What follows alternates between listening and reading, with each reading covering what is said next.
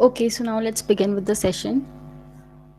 Till now, you have learned about the syntax and the various data types of Python along with the conditional statements and loops. So it is pretty obvious that while practicing the code writing in Python, you must have faced some errors. So today we learn how to deal with those errors. Okay, and then we learn what are functions and how to write functions in Python. Then we'll move on towards file handling, and at the end, we'll be learning about various Python modules. So let us just begin with the error.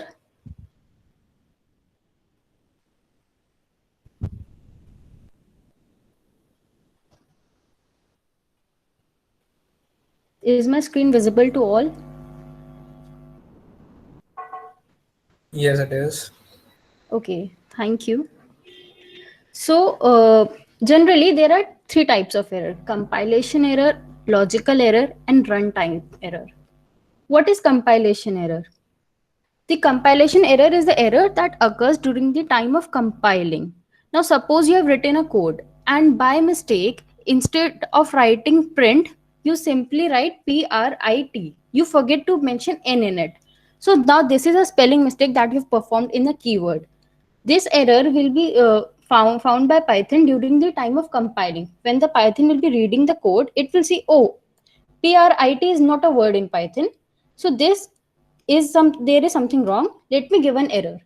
So this is the error that is done by the programmer during the typing. Or suppose you forget to use colon after the if statement.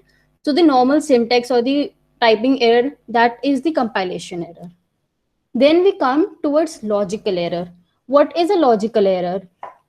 Now your code is working fine, you have written everything, the code is getting compiled, and you are even getting the output, but you're not getting the output that you want. The output is undesired or the wrong output. Suppose you want to print 2 plus 3 5, but the output is giving us 2 into 3 6. So that means that instead of using plus, you might have using the asterisk sign. That is why it is printing 6. So that is the logical error. That is, you have created some mistake in the logic. Some like for example, when we were discussing about the assignment, I mentioned that many of you would have written the spelling of fruity wrong. So what I wanted to print was fruti, but many of you have written FROOTI. That will be considered as a logical error because your code is working fine and you are getting an output, but the output is not the output that we want. Okay, so that is logical output. Now comes the runtime error. What is runtime error? Actually, it is the most difficult type of error to be faced with. See, these logical error and compilation error are done by the programmer itself, but runtime error is the error that is done by the user, the one who's giving the input. What happens is, suppose you want to add two numbers, and the user is giving the input as a alphabet. Like, let me show you. Suppose you want to add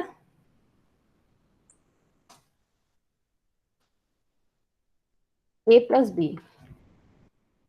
Okay, and you're wanting the input from the user.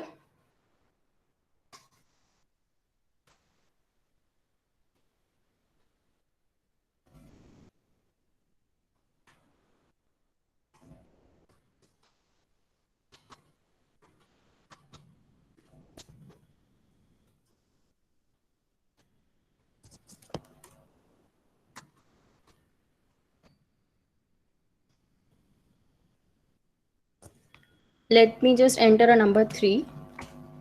And suppose for b, instead of entering a number, by mistake I enter a alphabet. Now we cannot add an alphabet and a number, right? So here we are getting an error, value error, right? Now how will your code or the user deal with this? Now user don't know what is a value error, so how will he deal with it? And obviously you don't want your code to stop running because user has committed a mistake. So to deal with such situations, we use try and accept block. These try and accept blocks help us to get the correct type of input, or to tell the user, okay, you are committing this particular mistake, so please try again, and then we'll be able to run your code. See here, I have already written the code. I have assigned the value a 60.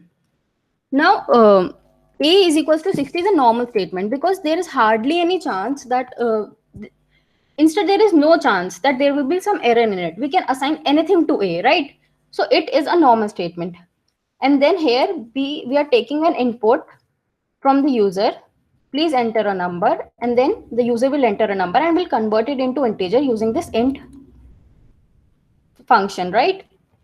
Here print, then we are printing a divided by b. Now here, see, this is a critical statement. Why? Because there is a possibility that user inputs b something wrong and we are not able to divide that with a, or maybe the b is 0. So since divisibility by 0 is not defined, there is a possibility that we get an error here. So let's run the function.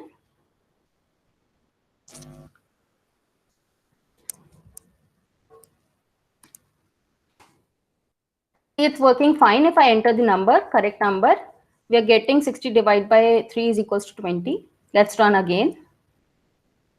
Now, if I enter 0, we are getting a 0 division error. It shows that we are creating some mistake.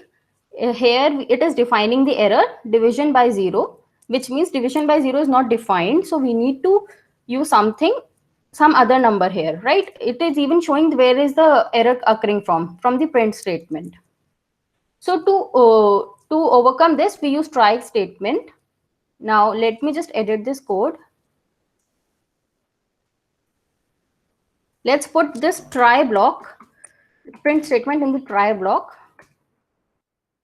And we'll say, okay, you are giving us an error. Okay, let's see. Let's try printing a divided by b.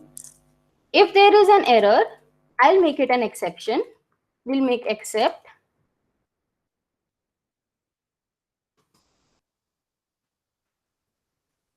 Exception. And then we'll say, okay, if there is an error, do this.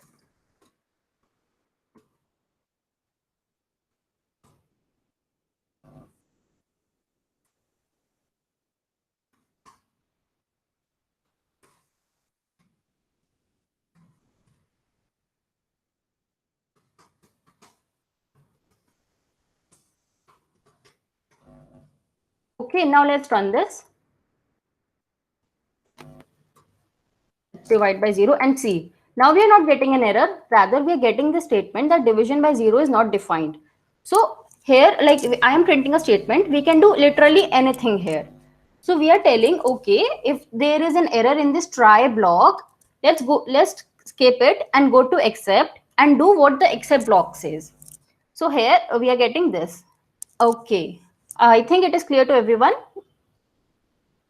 Are there any doubts?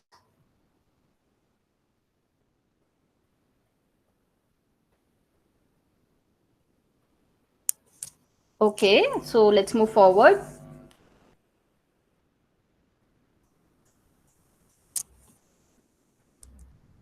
Now suppose we also want to print, like as I already showed you, we also want to print what is the exact error. Here we are giving the print statement by ourselves. What we can also do is we can also, as the computer is by default showing us what is the error, we can also print that itself.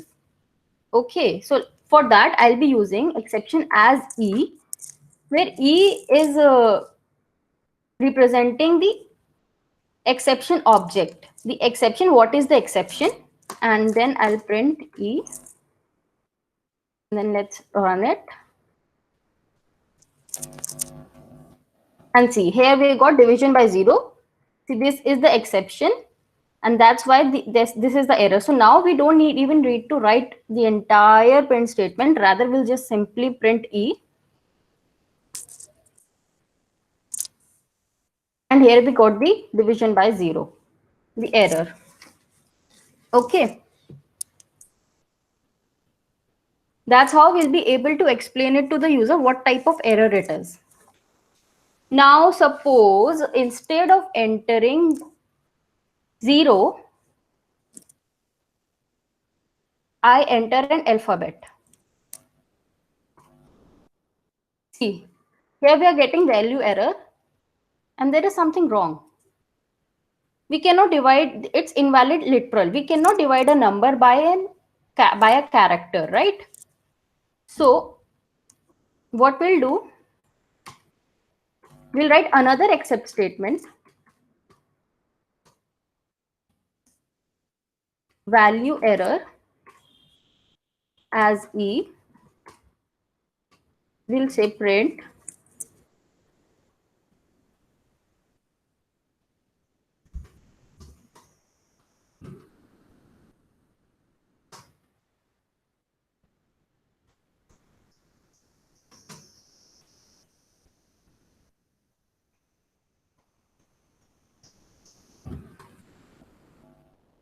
okay, there is something wrong.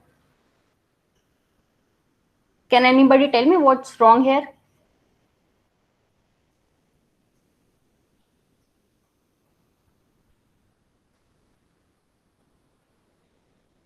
Come on, you are studying, right? Feel free to tell your answers. It will help us know like how much you are getting it. Yeah, until and unless the class is quite interactive, it seems like a one-sided interaction, right? Right, Apurv, exactly.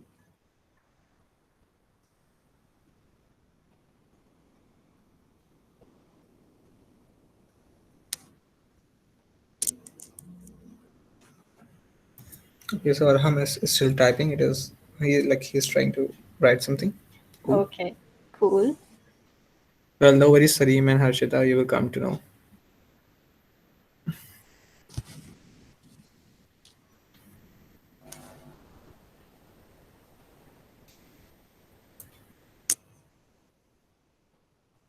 It might be because we have write comma e in this print, but we have declared. No, Arham, actually the comma E is just, I'm just adding this E statement, whatever the E has, to this print statement. So it does not give us an, it is not giving us an error because of comma. What this comma is doing, it is just simply adding this E to the print statement. Otherwise, I'll have to write the, I can also write this using this plus sign. Since it is giving us an error, it won't print. But this is also correct and comma is also correct. It is equal. Okay. So the problem is here. The B statement is out of the try block. Okay. And here, while we are entering P, it is not able to convert it into an integer. Because P is not a number, so it cannot be converted into integer. That is why it is giving us an error. Now, if I put this input statement into the try block, let's see now.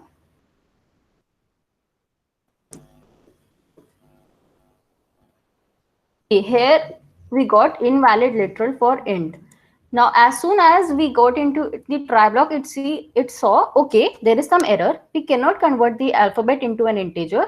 So let's skip to the except block. Then we went and we saw, okay, there is a value error exception. So we printed E here. I hope it is clear to everyone now. Yes, Shahid, you are right. It has nothing to do with print. Well, that's great. Okay, so this is what try and except block does, and that's how we handle various type of exceptions. Like here, we were handling zero division error. So here, we will want to print.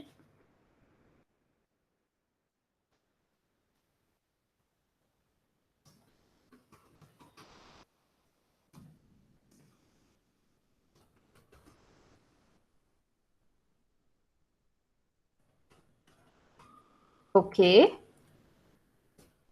Let me just put this. What we can do is here we are now, suppose I want to say by every time my code has run. I want to say by after the print statement has run, or after the division by zero error has occurred, or the value error has occurred. Now there are two options. Either I'll write print by every time after again and again after all the conditions, all the except and the try blocks, or simply I'll say finally, final, and then I'll write, okay, semicolon, and then I'll print by here. What do you think is better? Writing once or writing 3 times?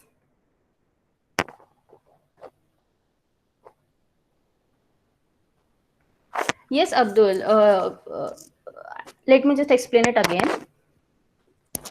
See, what we are doing here is the B has become a critical statement right after I have put an int in front of it. Because there is a possibility that every time I enter anything, whenever we'll take an input in Python, it will always be a string. Then I will try to convert it into an integer using int. Now, since whenever if I enter by mistake, suppose I enter an alphabet or another character like question mark or full stop, it is, since it is not a number, it won't be able to convert into integer. So it will give us an error. So to deal with those error, I have put in this B statement in the try block. Because if I won't put it in the try block, it will give me an error. If I'll put it in the try block, it will see what type of error it is, and it will directly print the condition given inside that particular kind of error. Is it clear? Okay, great. Abdul?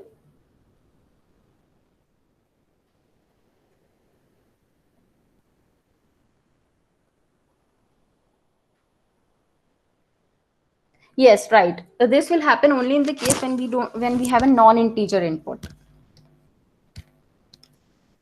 Okay, great. So as I was saying, it's better to write in whenever we code, it is the golden rule: dry, don't repeat yourself. So we always try to write one statement at one time only. So whenever I want to print by, I'll use finally instead of writing it 3 times. So as I run this code, let's enter a number and see the code has run properly. We are getting the output and we are getting by. So it saw that the try statement was working. Okay, the number was integer. I converted into an integer. I printed a divided by b, and finally I went to by. There is no error, so we didn't go to except. We directly came to finally. Again, suppose if there is an error, we saw, okay, number is 0. I cannot divide it by b. So what should I do? I should go to 0 division error, print this division 0 is not defined. Now my work is done. Let's go to finally. And finally, we print by here.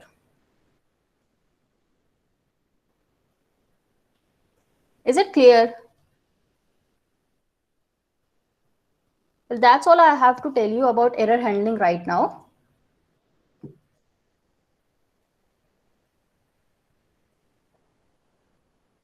Okay. There is another thing which we can do. Since you don't have much doubts, let me just tell you another thing. We can also use else statements. Now, what are we doing here? We're printing this a divided by b. We just assign this value. We are not performing any function in the try statement. Rather, we are checking all those statements which can give us an error.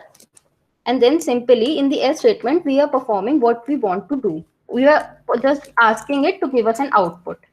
So what the function is now, a is equals to 60, b is equals to, please give me an input. I'll convert it into an integer, and then I'll check and I'll assign c to a divided by b.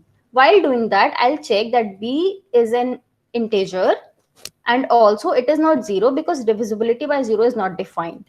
These are the only 2 statements in the entire code which can give us an error. So these statements are in try block.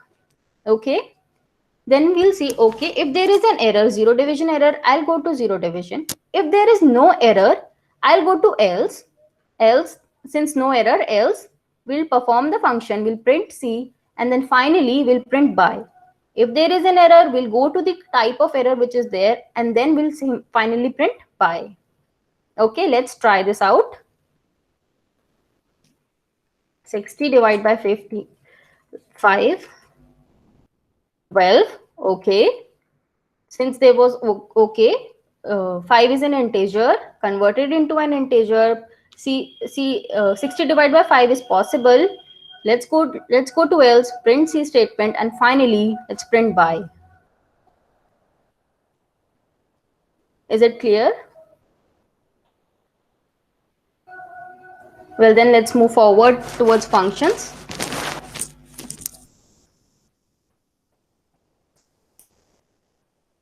Okay, so this is just a recap.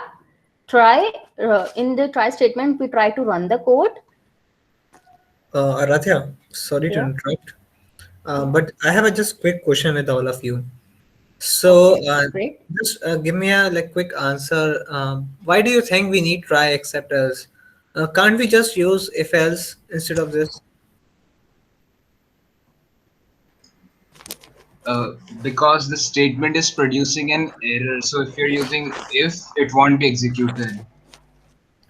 Yeah, you got it right. So basically, the try except thing covers a lot of a lot of heavy work for us. So basically, we get to know what exact error we are getting. We get to know what we have to do if we get some error. We can handle those error, and that's all about this error handling. So you can't do that with if else statement because they just give a boolean value, that is something is true or something is false. They don't reveal whether what is, if something is false, then why it is false.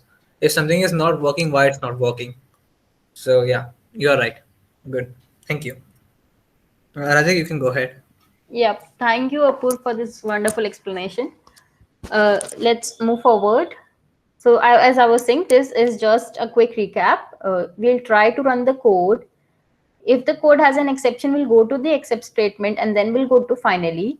If there are no exceptions, we'll go to else and then we'll go to finally. So whatever we'll put in finally, it will always be executed.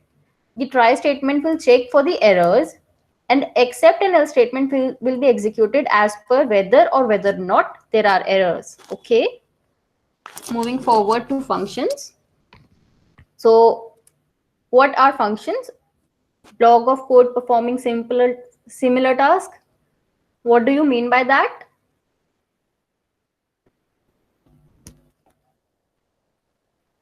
Well, their functions are basically a few lines of codes performing the same task over and over again whenever they are asked to do so. Functions, it's like you. Functions are like us. Okay, when we define a function, you give us a name. Then we give you a task, you do that. So when we call a function, we give it a task, the function gives us a task. Then when your task is done, you give us an output. Similarly, when the code is performed, it gives us an output. So that's what functions are. Functions are basically like us only. So it's a block of code performing the same task, and we use functions because it organizes the program and it avoids any kind of repetition. Like as we write a program, our code grows larger and larger. So it gets difficult to deal with, like, if we don't write functions, there'll be huge lines of code inside if statements or inside for loops. So it will be difficult for us to deal with them. So to help us with that, we perform functions. We simply define a function and then we call the functions. Functions are mostly defined at the top of the program. So it sees a function, okay, we are calling a function, and then we'll go to the function, we perform the task, and then we come back to the code. So it helps us, and then we can call the same function multiple number of times, so we don't have to write the code again and again. So that's how we don't repeat ourselves. Okay. Now there are four types of functions: built-in functions, user-defined functions, lambda functions, and recursive functions. Building functions are something which you have already dealt with. Like we have, since the starting of the class, we've been talking about print, tuple, range. I have talked about range, list, and input. So sum gives us the sum, as the name suggests, sum of 2 or 3 or as many numbers as you want. Minimum gives us the minimum value amongst the range of the numbers which you have given us, and max gives the maximum value. Today we'll be talking about user-defined functions, lambda functions, and for recursion, if we get some time, we'll talk about that too. Otherwise, I'll add some resources and you can go through them. It's quite simple. Okay. So a user-defined function. Okay, that's the basic format of a user-defined function. We use the def word, it's a keyword to define a function, to define a function's name. Without def, the Python won't know that it's a function. To tell Python, okay, whatever name I'm giving, function name, it's a function. So we use def here, def function. Then we give arguments to it. Okay, what are arguments and parameters? Suppose you are one person, you have a name. So you have a function name. Now I want you to write an essay. I'll give you command, write an essay. So inside the function, the code, whatever the code is, it is the command that we're giving it to you. Now you have two options. Either you can use your own pen and paper, or I'll give you the pen and paper to write the essay. So these are arguments. These are optional. Whether we require the function to use the values which we are giving it to this, or does it has its own value, that depends on the arguments. So whatever input that is required to run the code of block is the arguments, or the rather the parameters, I should call them. These are the parameters, is what the function name has in the parenthesis. So this is the first header line of a function, and that's how we define it. Def function name and the parenthesis along with the colon is necessary. Arguments are optional as per what is there in the code. Is this clear up till here?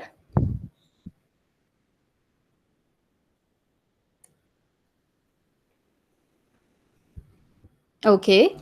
Then comes the dog string. Dog string is again optional. When a huge program is written, you cannot tell what a function is doing. So dog string is basically a multiple line of codes which tell us what the function is actually doing. Okay, it describes, it's commented, so it does not execute itself, but it simply explains the reader what the function is for. Okay, then after the function code, the function has executed its code, it has a return value. Every function has a return value. Whether or not you write this return statement, the function will return something. Like if I'll give you an essay to write, you will return me the essay. So similarly, whatever code will be writing here, it will be executed, and whatever will be the output will be returned by the function. Return statement is optional, but return will occur always. If there is no return statement, then we'll get the value as none. I'll explain that further later. Okay.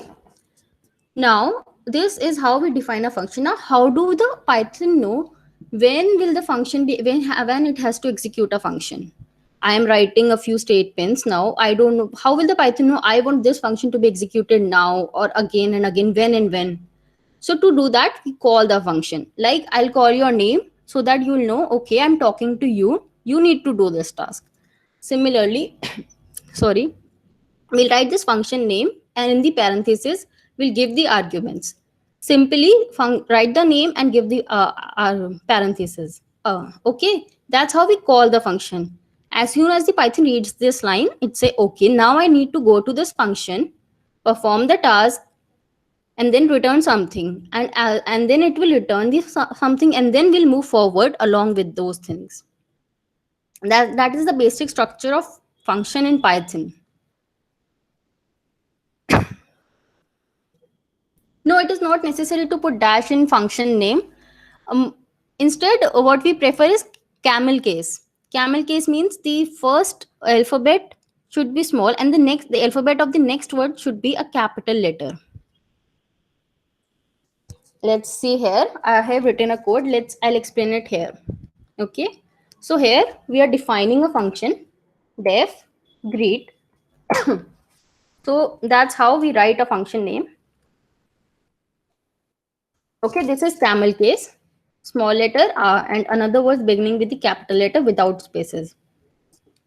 And these are the parentheses. Now I want to give name here. So this name is a parameter. Then this is a doc statement, doc string. I'm so sorry. Okay, this is telling what this function is doing. This function is greeting the person, which is passed in the parameter. The name is the parameter here. This is the task of the function, to print the name along with hello and good morning. Now here we call the function greet. Now we are giving this, whatever, whenever we call a function, whatever argument we give it in is called argument, while defining this is called parameter. This can be different things, but number of parameters should be equals to number of arguments. It is highly necessary. Otherwise, you'll get an error. See, here we have only one parameter, that is name. So our argument is only one, that is Paul.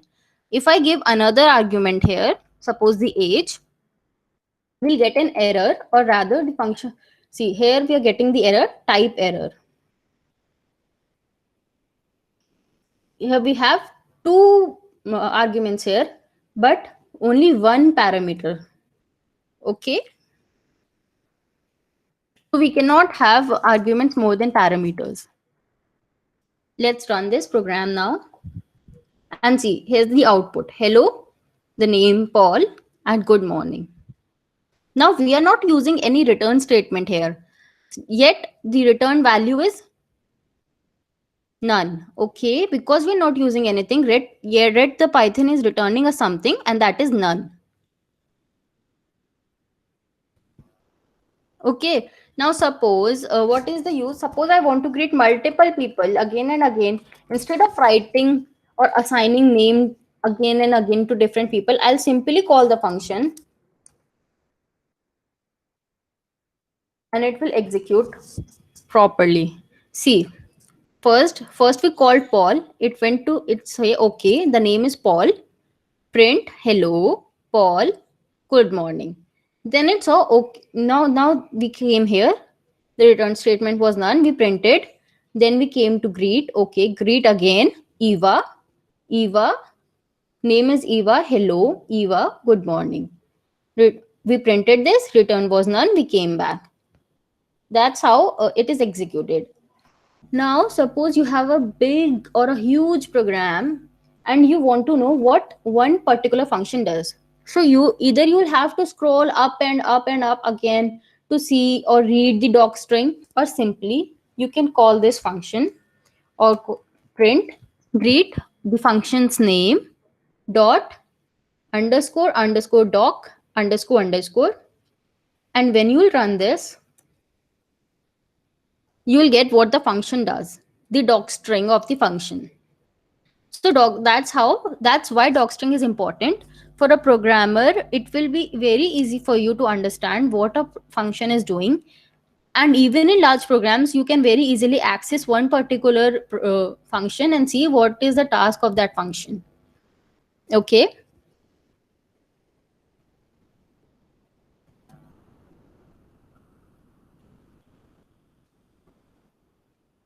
Well, you are right, actually. Iram, you are right. It should not run. I don't know why it is running. Might be some problem. Instead, I should write the full name, the correct name of the function. Thank you for pointing that out.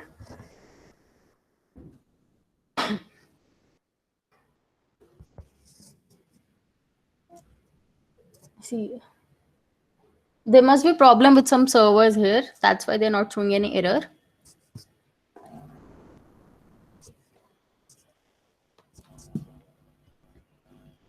Okay, now let's write a code. Let's define another function.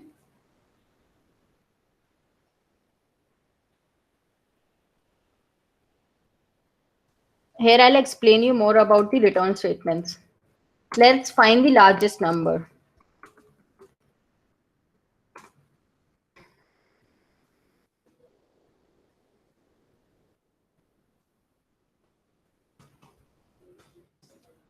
So here I'm giving two parameters to it, first number and second number.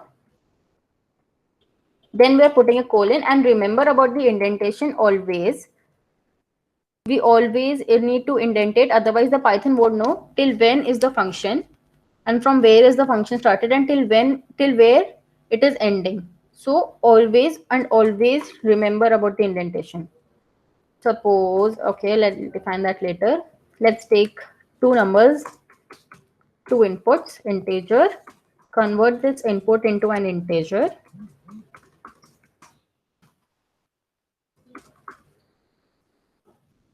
Should say first number.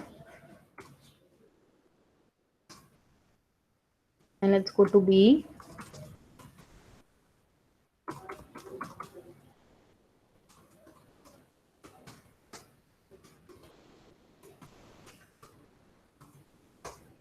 Okay, then we'll call the function.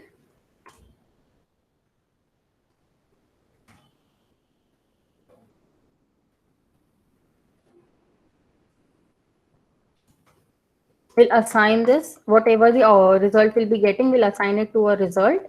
We are calling the function here, and then we are giving two arguments.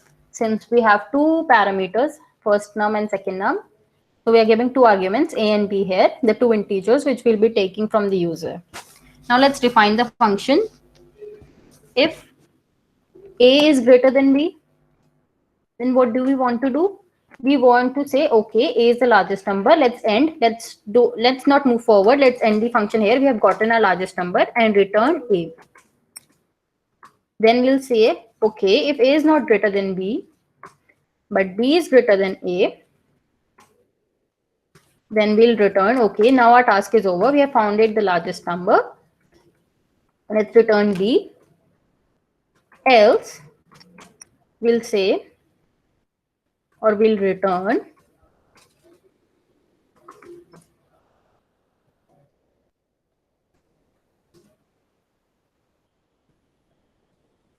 both are equal. Okay, let's run this. Let's enter our first number 20. Let's enter our second number 10. So why are we not getting any output?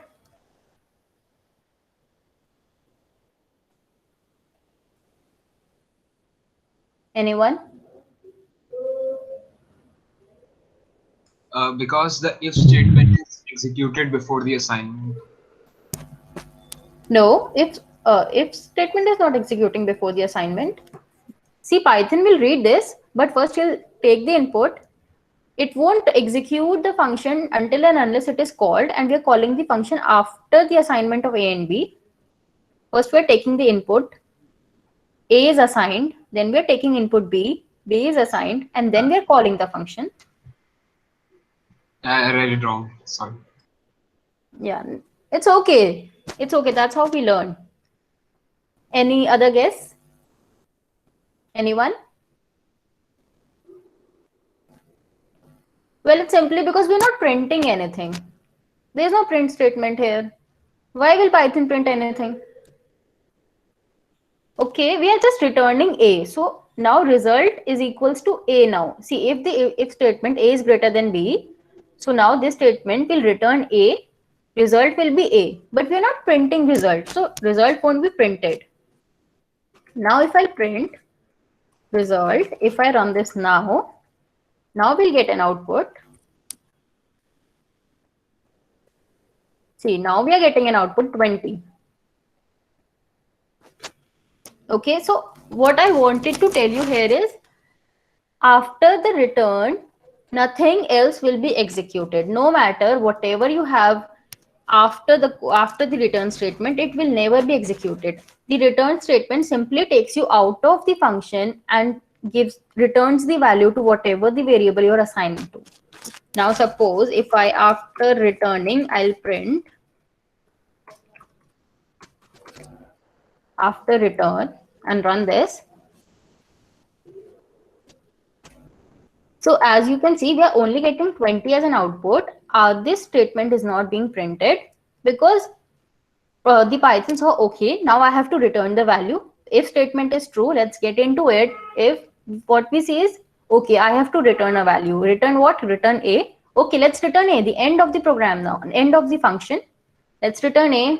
We go to result. We return a to result. Now result is a, and then we're printing result. and hence we are getting 20. Okay.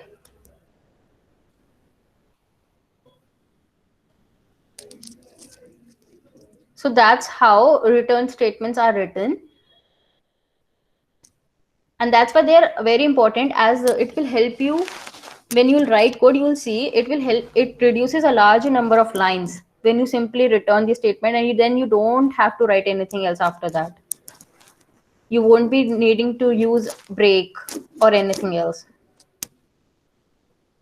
Okay, now let's come another statement about in our functions, the pass statements. Suppose you write a code and you want a function, but you don't want to write it right after, or you are writing a big program and you want to write a function, but not now. You want it, okay, this is something I want. I'll write the code later on about this function. So, but I want to define it. So define passing function. I want to define this function. I want to call this function after a certain number of lines, or after my program, or whenever it is required. I even want to print whatever the output we will be getting. But no, I don't want to write this program right now. I'm tired. I'll do it tomorrow morning.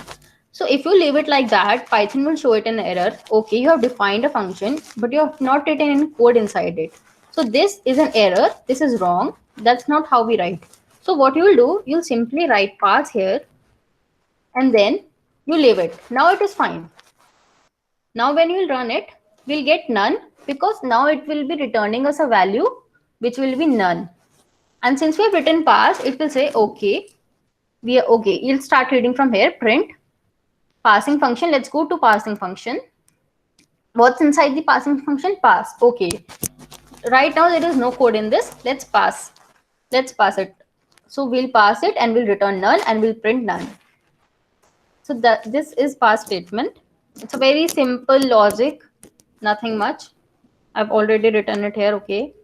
Well, I didn't see that. Okay, great. Is this clear?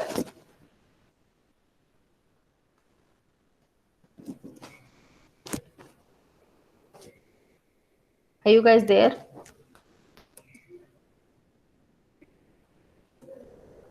Okay. Okay, now let's come to lambda function then. Now, as you saw here, where was I? Okay, let's see. Forget it. I'll write another code. Suppose I want to find the area of a rectangle. So I'll define a function named rect area. Okay, I'll give two arguments to parameters to it, a and b, which will be the length or length and breadth. Then I'll say return L into B. Then I'll call the function. This is where I'm calling the function. And I'm giving it two arguments. Suppose 5 and 10 are the length and the breadth of the rectangle. And then I'll print it.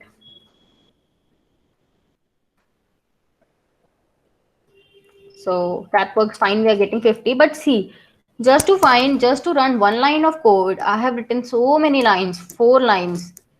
To reduce this and to write less in a more efficient manner, what we'll do, we'll write an anonymous function. We'll not name it as a rect area or anything. We'll write an anonymous function, which is known as the lambda function in Python. So we won't define a function.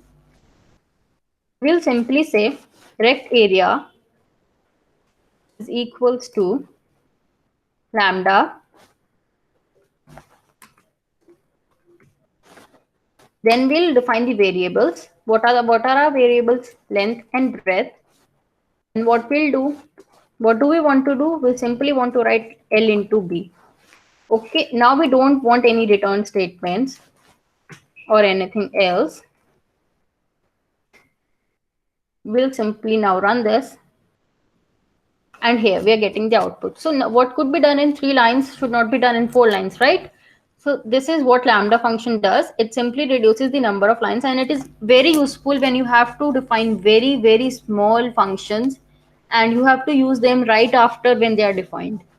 That's how it reduces our time and it increases the efficiency of the code. Okay, that was all about functions and error handling. If there are any doubts, you can discuss.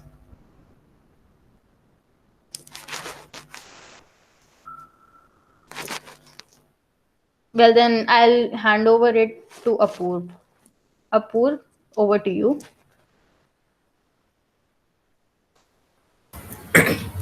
Thanks, Aradhya. That was a pretty nice explanation. So before starting, okay, so Pratyush has a doubt. Like Aradhya, would you like to answer that? Yeah, sure. No, Pratyush, pass is not like continue. What will continue do? It will simply take you back to the loop. Suppose when you are looping something, you are indenting something, you're increasing a value. So as soon as the Python will say continue, it will say, okay, now I do not need to execute anything further. What's below it? I'll simply go back to the loop and increase the value of I or whatever your variable is, and then I'll continue with the loop again. Okay, indentate it, I'll increase it, I'll increase my value. But what does the pass do? Pass simply says, okay, I do not need to do anything about it. I simply has it has been defined, and I don't need to do anything about it. It will, maybe it's you for debugging, or maybe the person will write the code later on. So I'll just leave it as it is and I'll move forward with the next block of code. Whereas continue will continue in that block of code itself. Is that clear? Great.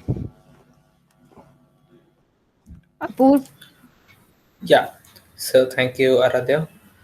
I guess like everyone has an idea of the function and how that works. So since it's already 4:51, I will try to cover the file handling and module part in as much as brief I can. So let me share my screen first.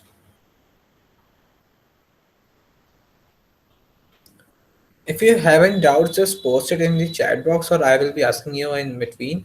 Also, if you have any doubt from the previous class, we will take that maybe later on at the end of the class. So, is my screen visible to all? Yes, Apoorv. Okay, cool. So, file handling is something that is something like quite fascinating because file handling is something that you need quite frequently when you are working with different files. Maybe you are working with uh, like making different certificates from Python. Like I don't know how many of you know about that, but recently someone created a tool that is open source on GitHub, and you can find that there. So basically, it is a certificate generator. You can generate thousands of certificates by a simple Python script. You just need to provide a template, and it will automatically enter the name or any other information you want to enter in that template using Python. You don't have to just type in the name and the information about the participants to whom you are just providing the certificates. And they are pretty much like many use cases of file handling. So you will come to know when you will know about like how it works. So file handling is, as the name suggests, that you read from a file. You may write something to a file, you may open the file, you may close the file. Okay, everything is done using using Python. Like suppose you click on a particular file name and then it opens up. Similarly here I will do that with a Python script. Okay, so let us see that how it works. First of all, we will see like how do we read from a file, what is mode or what is syntax, what is behavior, that we will like discuss alongside. First of all, I have created a text file, so I will first upload it here because I'm not using some IDE in my local environment. That's why I need to upload a text file here so that I can read it and I can write to it. Okay, cool. If you are doing it alongside, you can do the same. Okay, so yeah.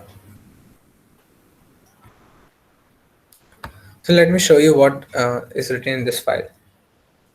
So here you can see this is Python day 3 class. AMU Europa Club welcomes you. Thank you.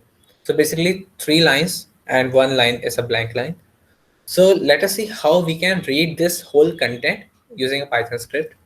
So first of all, whenever we want to read a file, we must know the Piyush, structure of a file. Yeah. sorry to interrupt, but can you please increase the size of the window? Oh, yeah, sure. Just to zoom it a Is little. it better Yeah. now? Yep. Okay, great. Thank you. Thank you. So yeah, basically, like first of all, you should know like how a file looks like. Basically, a file consists of 3 things: a header, that is what is the file name; an extension, that is what is the file extension. Maybe it is a text file, maybe it is a GIF file, maybe it is a MP4 file, maybe it is a MP3 file, and maybe it is a binary file. Okay, so that depends. And the third thing is you need to know the end of file, that is known as EOF. So what is EOF? Let me tell you. So here this file is ending on the line number 4. Okay, so each and every file has a end of file, basically a character that represents that the file has ended, and that character is not visible here, but let me tell you that it is \r \n. So basically this is the character used in the Windows format. So this means that a file has ended and it is known as the end of file. So first we will open the file. Let us see how we do that. So suppose I name the file as file. Okay, file equals to open. Now, what to provide here? Like, what should I do? So basically, you will provide the path of the file. Do you have any idea of what do I mean with the path of a file? If anyone has a confusion, just let me know. I will explain it. Or if your answer is yes, just raise your hand using this button below in the Meet. Okay, Pratyush, Kirti. Okay, Abdul Samad. Yeah. Okay, so the path of a file is basically show you. See, this is Collab Notebook I'm using here. Okay, so you see that there's a folder sample data. In that, there are files readme.md and scom.json and mist.test.csv and a lot of more files. So if I talk about readme.md, what is the file path? So basically, the file path will be something like as you see in your laptops, right? Sample data slash readme.md. Okay, you can see here. So this is known as path of a file. Okay, so basically this is known as path of a file or a folder, whatever you're searching for. So if I want the path of this file in Google Colab, so I will just use copy path and paste it here. So basically the path of this file is slash content slash read.txt. Now what I will do, I will use print file dot read. Now dot read is a function. Basically this is a function as defined by like Radhika has already told, sorry not Radhika, Radhika has already told you about like what is a function and how it works. So basically I am reading a file. Okay, so it is a predefined function in Python. You don't know how it works behind the scenes. So it is a hidden function basically, and with this you can read any of the file. And now I will talk about how do you tell Python whether you have to read a file or you have to write to a file. So this is the concept of mode. That is, there are 3 major modes of files. Basically, those are read, write, and append. Read mode is basically you open the contents of a file for reading into the file interface, allowing for lines to be reading successively. So basically, in simple terms, reading is basically reading from a file, writing is basically writing to a file. So in writing mode, whatever content is written in the file, basically, if I use a write mode and write some new line, you will see that the previous content in the file will be deleted automatically. So write mode works this way. But if we want that we don't want to delete the previous written text in our file, and we want to just add some text to a file. So we just want to add a new line here, and we don't want this particular text to be deleted. Then we use the append mode. So I had also told that when you were uh, told about list, okay, so there you were told like how you are appending an element into the list. So you used to use a function that is list.append that used to add an element to the list. Similarly, you are adding a line, adding a character to a file. Okay. So basically, since I am reading this file, I will define the mode as R. Basically, this is read mode. So I'm like reading this file right now. So let us run this and see how that works.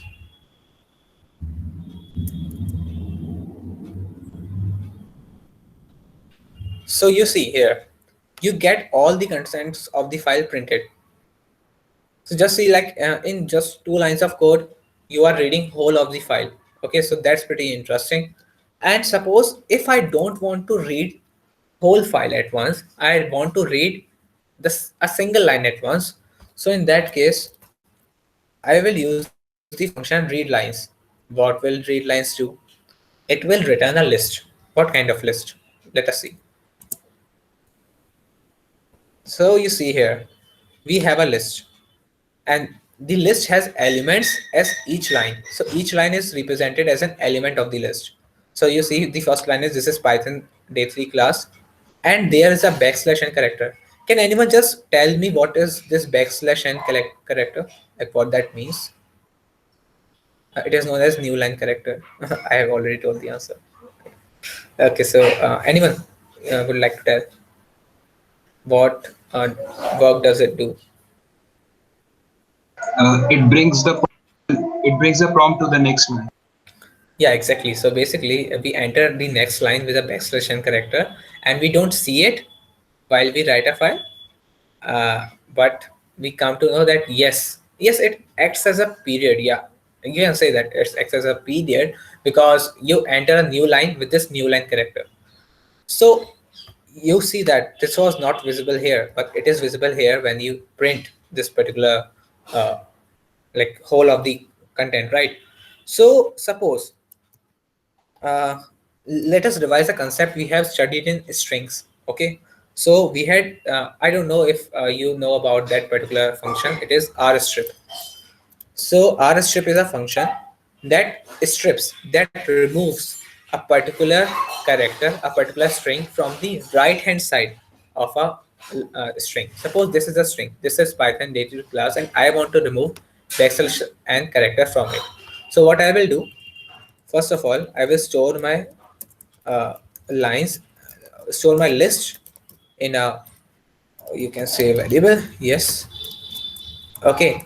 Then I will iterate over this for, okay, so let me tell you one more thing. One liner. Okay, so we usually use one line code in Python. So let me show you how. So I will update the list by this way. Okay, so I dot, okay, so string dot r strip backslash n for string in data. I know like most of you will be wondering what I am doing here.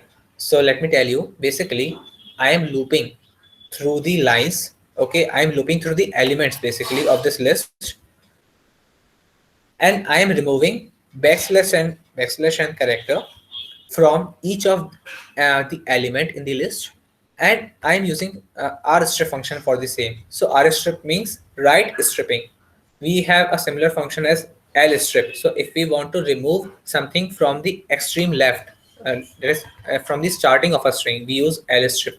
And if we want to remove something from whole of the string, that is if we want to remove s, wherever s occurs in a string, we want to remove that, so we use simply strip. So strip means that you remove a character, you remove a string from the from a string. Okay, so let us run this and see what is a new list. So you see that I have successfully removed the backslash n character here. So this way you can use this rstrip function whenever you want to read a file, uh, that is line by line. So this will help you to maintain like a good output. Okay, so you can just see a better output by removing this backslash n character. So this is how read mode works in Python. And you have one more function, that is read line, but I will read that up to you. Like, you have to read it about yourself. It works similarly as read lines. So let me jump back, let me go ahead to writing to a file. So writing to a file is pretty simple. One thing that I would like to mention here is that whenever you are using like this particular thing, opening a file, do make sure that you close the file. Okay, so I will use file dot close so that the file doesn't remain open. But this task seems to be quite tedious, right? So we have a workaround for it. You don't have to always open a file, close a file. You just need to open once, and then you can work on that particular file. It will automatically close after that. So for that, we use another statement to open a file. Let me tell you how. So we use with statement. With open, again, the file path, and this time we are writing to a file, so we are using the write mode as file. So basically I'm giving a variable name to the file like I had given here.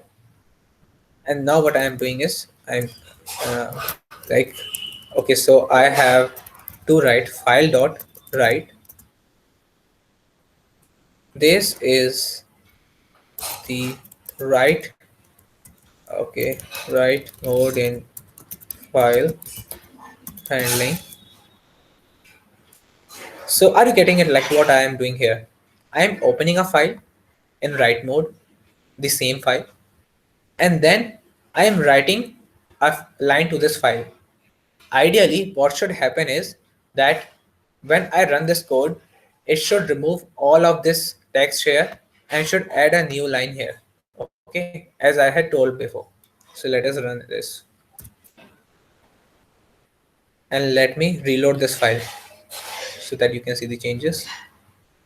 So you see that it has removed the previous previous lines, and now it has added a new line to this. Okay, so this is how the write mode works. It removes all the previous content and add a new content to the file.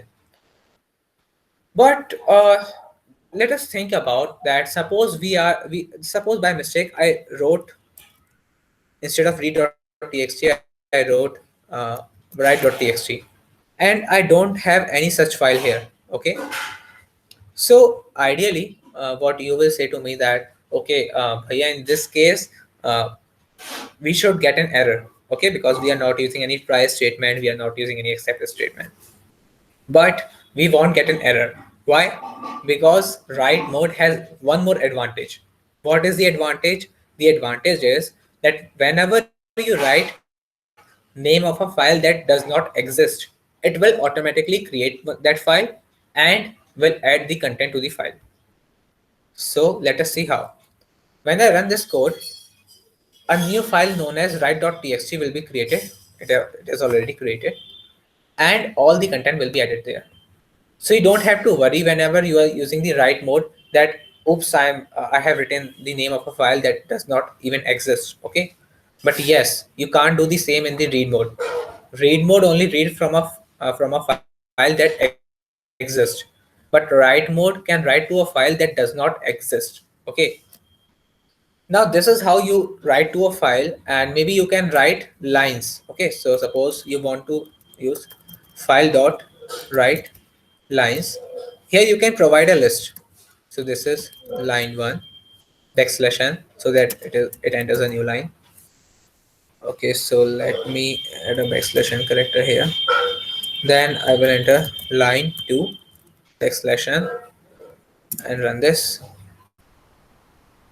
So let me reload this file and see what we get.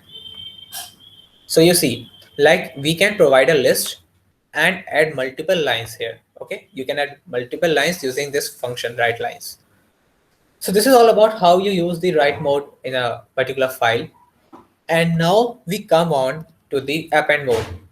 By now, I guess everyone has an idea of how the append mode will be working. As I have already told that it will append a line to the particular file. Okay, it won't remove the previous content of the file. So let us take this write.txt itself and open this file again. I will just copy this particular content here. Okay, so let's to save the time for now. And here I will change the mode to append. Then I will use file dot write. So there is no function like file dot append. Remember that. Okay, so whenever you are opening a file in the append mode, you will use the same function, write function,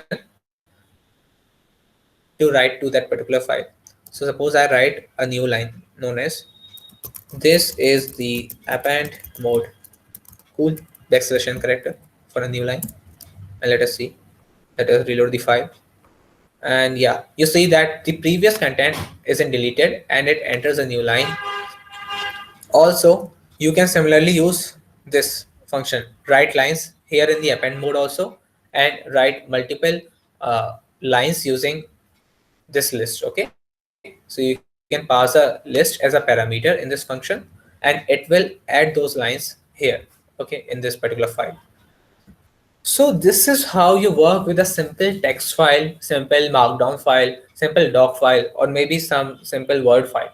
So you can write to a file, read from a file, and believe me that this is a like really important concept in Python, because when you have to do some really great works with it, uh, you definitely need file handling. Okay, suppose you are you are maybe in later when you read more about Python and its frameworks, so you will come to know about a lot of frameworks, a lot of libraries in Python, that is modules in Python, that will be using Excel files. Okay, so you will be dealing with Excel files whenever you are going into machine learning, data science. So in that case, you need file handling. You need to know how to read data from a file, how to manipulate that data, how to use that data for your purpose. Okay, so that is something that you will come to know eventually. So this is a very important concept. So make it clear that you know how to read and write from a file at least. Well, when we talk about a binary file, can someone give me an example of a binary file? And what does a binary file like looks like? What does it mean?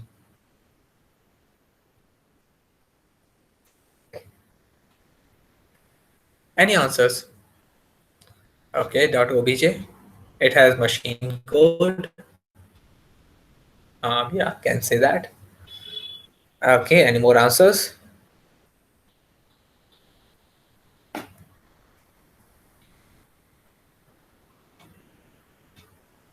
Well, fine. So yeah, basically a binary file is something that is that represents the content in form of binary. Suppose you have an image, you see a .jpg image, .jpeg image, .png image. So those are basically binaries. Basically, you are seeing thousands of millions of pixels like collaborated together to form a picture. Okay, so suppose I want to read a binary file, that is I want to read a .jpg file. So can I do that with Python? Of course you can do that, but how to use that, you will come to know that. So first I will show you like how you can read from a binary file. Since we don't have much time, I will just upload one file here.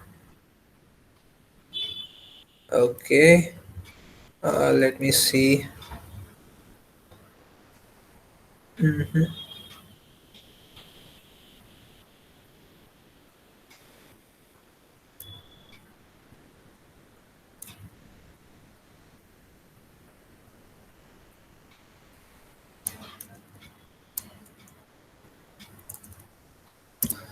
Okay,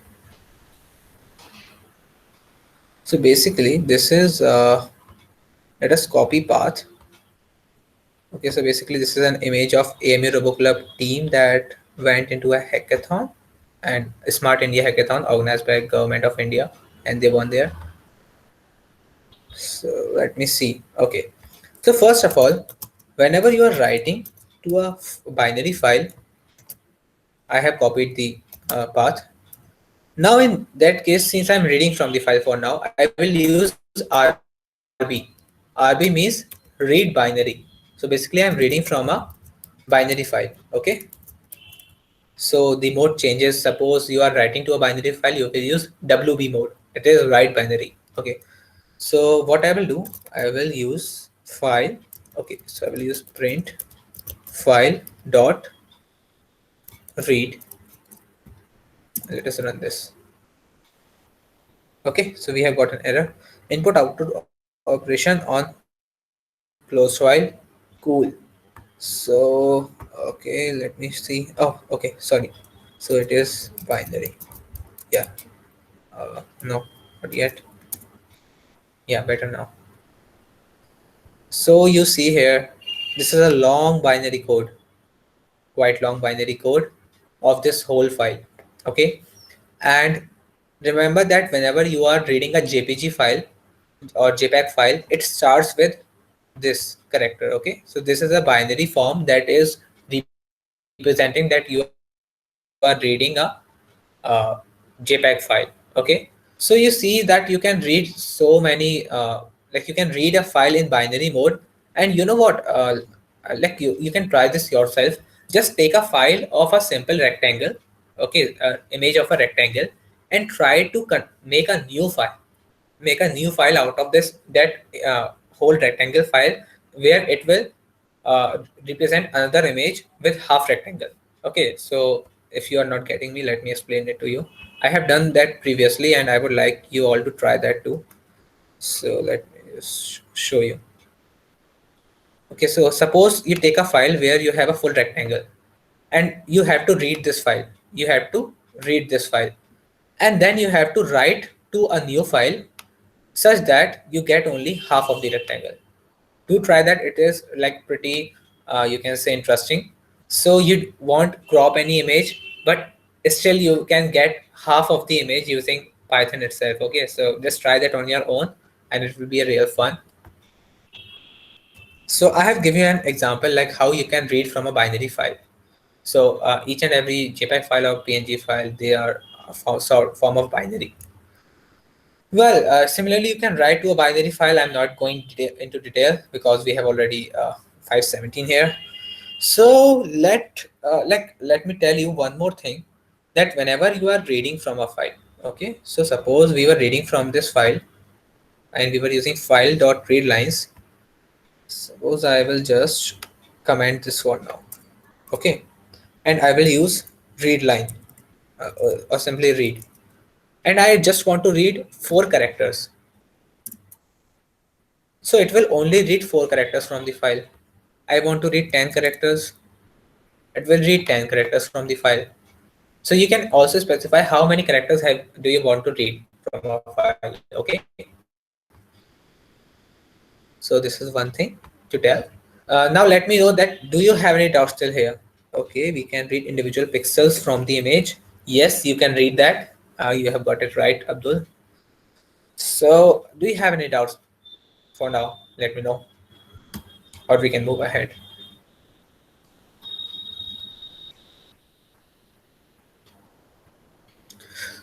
Okay, so in that case, if you don't have any doubt, we can move ahead. And let us come to the very last topic for the day, that is modules and packages. I'm going to wrap up this particular concept in a lesser time because this is something that involves classes and functions that you haven't much explored right now. So I will try to explain it in simple terms to you. What is a module? What is a package? So basically, module in Python is something that makes our life easier. Suppose you are writing a code where you want to perform different mathematical operations. You have to square root a number. You have to find cube root of a number. You have to find remainder. You have to find dividend. You have to find divisor, quotient. Maybe you want to find seal, or maybe you want to find like complex. You have to find the complex number. Okay, using maths. Okay, so for a particular equation you have been given. But suppose, just imagine like you are writing whole of the code again and again. For square root, you are writing whole of the basic code, like how you square root a number in Python, and you are writing a code for a cube root, like you are writing a code to find cube root of a number, it will be a tedious task. And it is true. So for that, each language has a library. In Python, it is known as a module. So basically, that library already has those functions. Okay, those functions are already defined. Suppose if I'm talking about the square root function, so that square root function will be defined in that library, like how do we square root a number, or maybe how do we square a number. So basically, when we square a number, what we do num into num, and we get the square. So these things will be automatically defined. You just have to call that function. And this is where these modules come into play. So I will tell you, like, I will show you an example. Whenever you want to import a module, that is, you want to use a module, write import space name of the module. Here I will use math module. Okay, and suppose I want to find square root of a function. Okay, so you can even find sine, cos, or anything else. So let me tell you, like, how you can find print math dot sqrt, and let us find 49, square root of 49. So it returned 7.0. So that was pretty, you can say, pretty simple, right?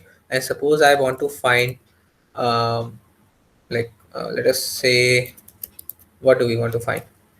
I'll just say that we want to find a square. Maybe we want to find the cos. Okay, maybe the cos of this function. So let us find that. Okay, so it will, I guess, yeah, 0.30059. So you can implement a lot of functions using modules. There are like innumerable modules: math module, random module, time module, and like a Selenium, and like many modules that you can use. So Selenium is a package, sorry. Now, what are packages? So in simpler terms, in layman terms, packages are the collection of different modules together form a collection. So basically a package. Okay, so a package consists 2, 3, 4, 5, or maybe hundreds of modules together to implement various functions. There are a lot of examples you can see, like tkinter, Selenium, and a lot many. So this is the basic difference between a module and package. So module is a single you can say uh, entity. Okay, so module is a single library that provides some functions to you for your use, and package is a collection of different modules that will eventually provide more functions to you. Okay, so if you want to use a package, so you can definitely try and see like how to use that. Some of the famous modules that you will come across when you learn about machine learning and maybe data science, those are pandas, numpy, that you will hear always. Like always you will be using that whenever you are dealing with Excel file, or maybe you are using machine learning, or maybe data science or data scraping.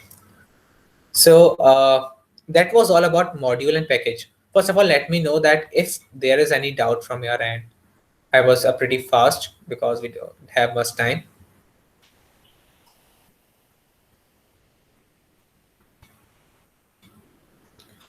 Come on, let me know it. Like if you don't have a doubt, just write no in the chat box so that I come to know that yes, you are getting to hear me.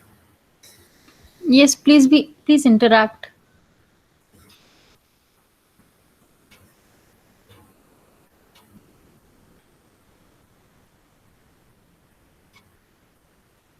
Well, okay, thank you.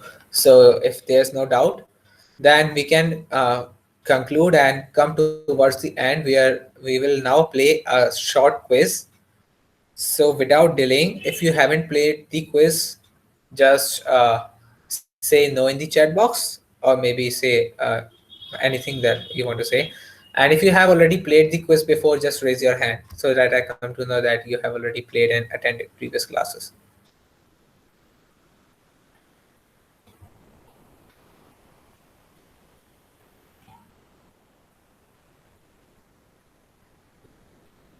Okay, so most of you have played the quiz before.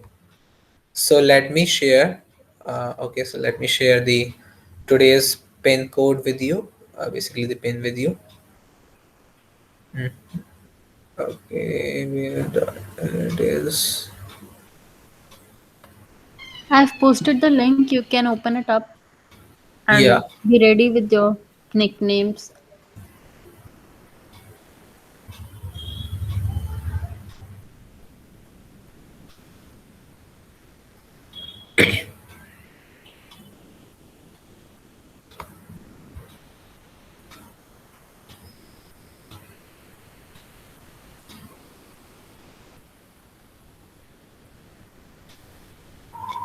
Okay, so you might be seeing my screen here. So you will see the game pin now. Yeah. So here's the game pin. 3848662. Okay, Pratyush, you have a doubt. Can we create modules? Yes, Pratyush, you can create modules. Even a lot of people create packages and they make their packages available so that others can use that. So you can create your own packages also. You can create your own modules also. And if you want, we can discuss that in our next class. Okay, so how to create your own module. That can be a separate class over that. That includes the concept of classes and function. Okay, so uh, yeah.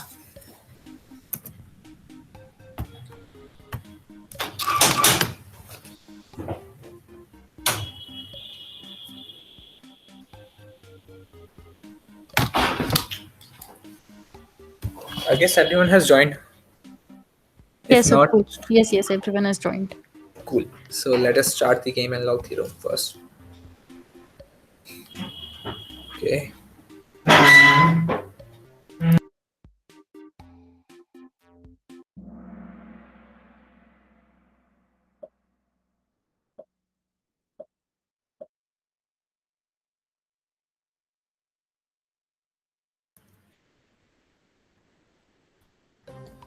Okay. Very first question.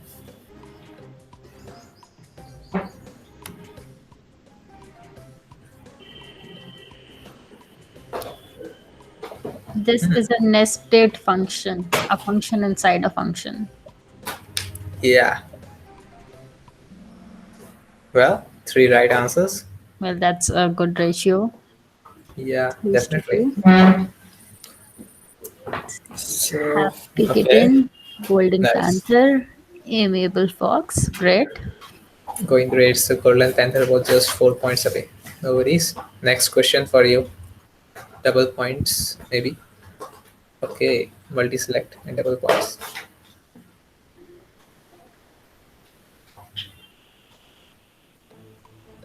Okay, so you have to select all the correct function calls that give you the output. Your name is Emma and your age is 23. The function is given here. How can we call a function correctly? 4 answers till now. Well, you can always use the keywords. Oh, well, lovely. 6. Great work. So 2 of them have given maybe the right answers. Yep. And let's see, Happy Kitten Happy once again. Kitten. Golden Panther went still in the race. Hmm, Okay. nice one. So let's go ahead. Again, output of the following code.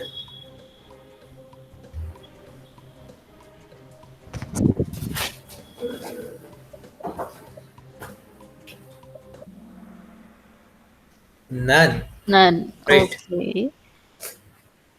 Okay, so let's see. Amiable Fox, again in the top 3. Golden Panther, Aquatic Jaguar. Come on. Hap- Happy Kitten maintaining the possession. Yes. Streak. How many accept statements can a try except block have? This is quite a tricky one. Yeah.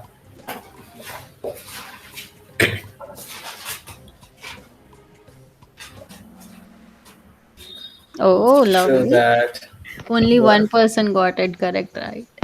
See, you always have one except statement with the try. Otherwise, what is the point of having a try statement?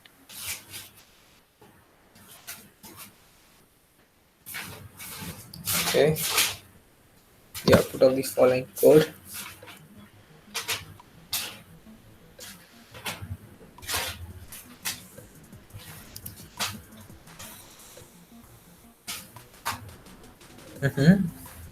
Okay. Come on. Give the answers. 2 seconds. 1 second. Just give it a try. 5 answers. Ah, Zero correct. It okay. no worries. Nice try. Let's go for another question. Output again.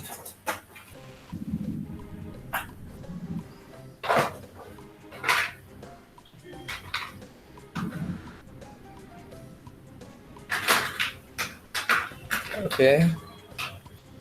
What answer Yep. can we suppose?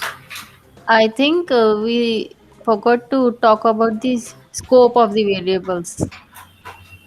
Okay. Right. Yep. That's why this one included that now. Okay, Okay. great. Happy kitten. So we can talk about it as soon as the quiz ends. Yep. We'll talk Let's about it. go with this. What operations can be performed? Okay. So this one is a question. If you had seen my screen properly, you must have noticed this. It was mentioned there.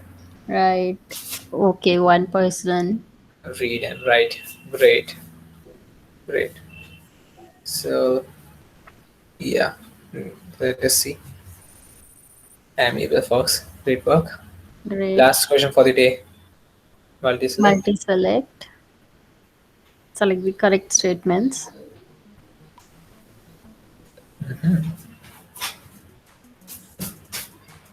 Okay, so that's a pretty tricky one. Modules and packages. Yep. Let's see who get it right. 3 answers Three. correct. Well, Great. great. So on third, Amiable Fox. Congratulations, Amiable Fox. Groovy Lark, Good luck. and I guess the Happy kitten. Happy Kitten. Yes. Right. And congratulations to the runner-ups too. So would you like to reveal your names on the winners? Okay, Sanskriti, congratulations. Congratulations. Nice work. Kirti, Sneha, again, congratulations. Congratulations. Great work. Groovy Lark, Amiable Fox. Okay. So let us see the basically full report and what questions would you like to ask here? Yep. If you have any doubts in any question from the quiz.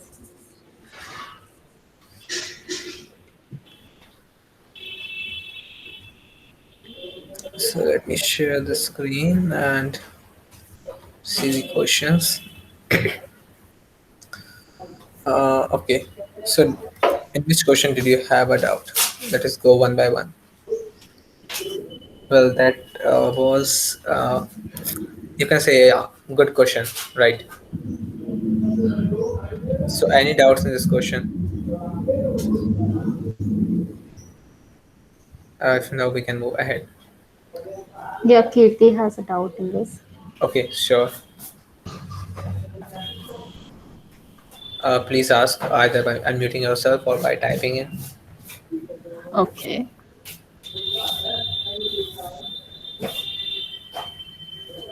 Okay, Kirti. I think what you might have missed is that after the return statement, nothing else runs inside the code. The return statement simply exits the code, returning the value as I told before. So here, returning c plus d will return 5 plus 10. See, uh, when we are calling the outer function 5 comma 10, we are giving the function the arguments a b equals to 5 comma 10, and then when we are calling the inner function cd, we are simply saying okay, now c is 5 and d is 10, and then return c plus d, that is 15, and Now we don't need to go to what are we returning in the inner function. We're simply saying return c plus d, and hence c plus d is 15, and hence we're printing the result, that is 15. And that's how we got 15 as the correct answer. Is that clear, Kirti? Okay, great. Next question here. Okay, and doubts here. So well, let me explain this. So basically, whenever you are passing the arguments and you are not passing them in the same order as defined in the function, so you can alternatively write the name of the argument and pass the value alongside. So in that case, if you are not following the correct order, the function will still be valid. Yeah, that's right. I hope it's clear. I guess yes. Okay. So in this code, I don't think that like There many of must them. be no doubt. Yeah, many of them got it correct because they forgot that there is no return statement here. So the Yes, function will not return C, as the return statement is not saying to return C, it will return none by default. true that. Yeah. So let's go ahead and see.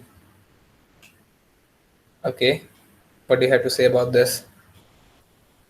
How many except statements can I try except block has it, right? I already discussed that.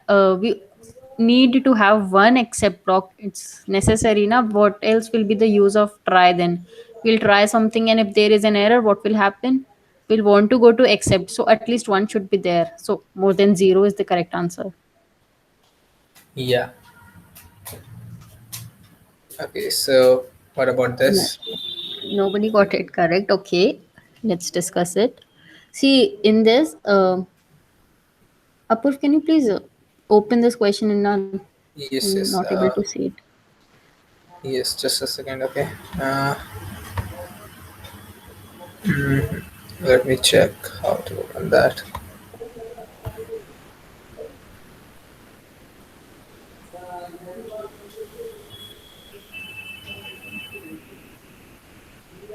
It's okay. It's okay. We'll do it like that only. Just a second. Okay. Uh, okay. Okay. Okay. Let's open this image.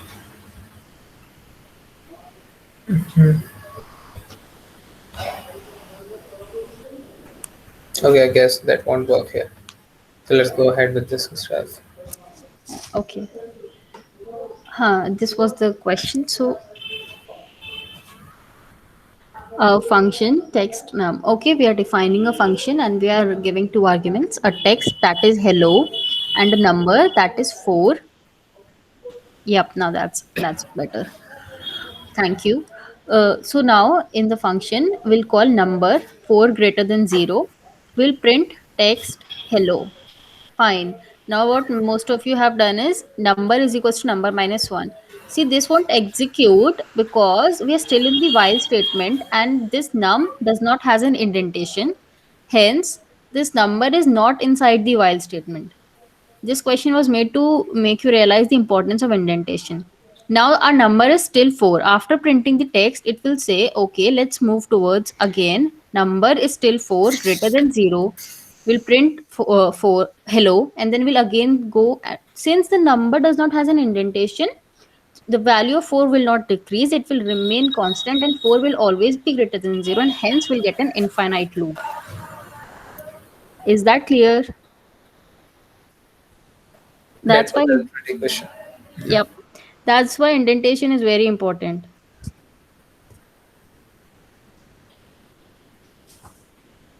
Okay, Okay. just write yes or raise your hand in that case. If you find that it's okay, you got it.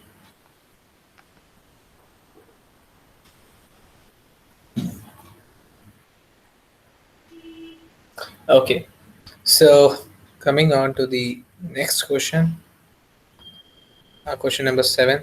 So let me take that. So basically, W plus mode means that you are opening a file in both read and write mode. You can read the file and you can write to the file at the same time. I hadn't explained it during explaining about the file handling part. But if you would have seen my screen, there was a table, and that table, it was there was a R plus mode. So basically, this is a relatable question. So if you open a file in the W plus mode, that means you can read from the file, and you can write to the file at the same time. You don't have to open that in read mode and then write mode again. And coming on to the next question, tkinter is a package, random is a module. Yes.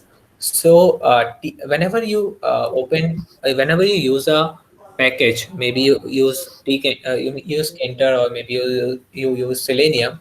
So you like open that particular package, import that particular package as from Kinter, import this, because Kinter is a package. It like it consists of a lot of modules. So how you will get each and every module? So you have to tell, okay, from tkinter package, import this module. From tkinter package, import this particular module. And if you want to import all the modules at once, you write from tkinter import star. So star means that in Python, the that particular uh, sign means that you want to import everything. Star that simply asterisk means that you want to import each and everything from that particular package.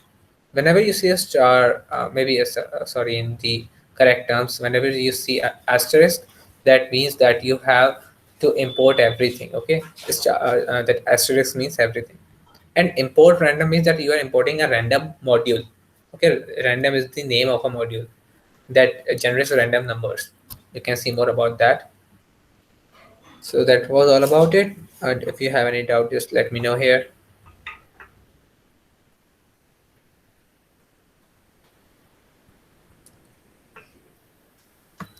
Okay, cool. If there are no doubts, so let me tell you that